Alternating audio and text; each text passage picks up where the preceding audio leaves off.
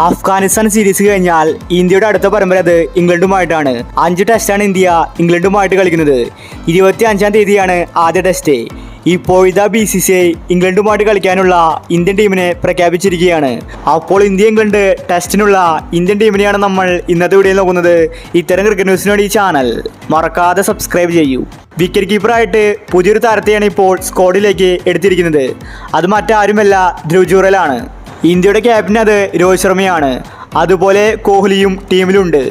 ഇന്ത്യയുടെ vice captain Jasprit ബുംറയാണ്.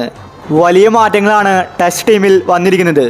India ഇംഗ്ലണ്ടുമായിട്ട് 5 ടെസ്റ്റാണ് കളിക്കാൻ പോകുന്നത്. 25-ാം തീയതി മുതൽ ടെസ്റ്റ് ആരംഭിക്കും. ആദ്യത്തെ 2 ടെസ്റ്റിനുള്ള ഇന്ത്യൻ ടീമിനെയാണ് ഇപ്പോൾ BCCI പ്രഖ്യാപിച്ചിരിക്കുന്നത്. നമുക്ക് സ്ക്വാഡ് ഒന്ന് നോക്കാം.